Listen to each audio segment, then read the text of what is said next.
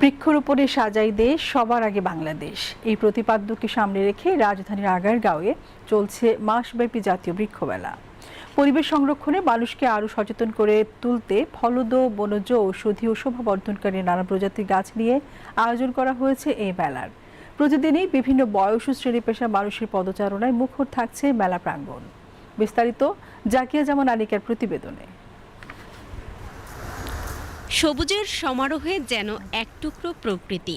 রাজধানীর আগারগাঁয়ে জাতীয় বৃক্ষ মেলায় প্রবেশ করলেই চোখে পড়ে সারি সারি ফলজ, বনজ, ঔষধি এবং শোভাবর্ধনকারী গাছের সমাহার। সরকারি ও বেসরকারি বিভিন্ন প্রতিষ্ঠানের স্টলে দেশীয় ও বিদেশি নানা প্রজাতির চারা প্রদর্শন ও বিক্রি করা হচ্ছে। কোথাও আবার দর্শনার্থীদের সামনে তুলে ধরা হচ্ছে পাহাড়ি অঞ্চলের বিরল ও বিলুপ্তপ্রায় বিভিন্ন প্রজাতির গাছ, যাতে এসব উদ্ভিদ সংরক্ষণ এবং নতুন প্রজন্মের কাছে পরিচিত করে তোলা যায়।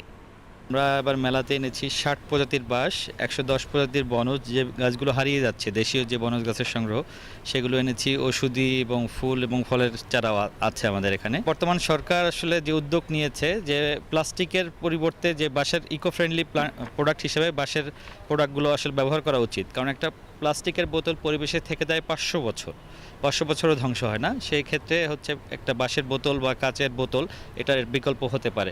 জলবায়ু পরিবর্তনের প্রভাবে দেশে তাপমাত্রা বৃদ্ধি, অতিবৃষ্টি, বন্যা ও ঝড়ের মতো প্রাকৃতিক দুর্যোগের ঝুঁকি বাড়ছে। এমন বাস্তবতায় পরিবেশের ভারসাম্য রক্ষা, জীববৈচিত্র্য সংরক্ষণ এবং সবুজ আচ্ছাদন বাড়াতে বৃক্ষরোপণের গুরুত্বও বাড়ছে।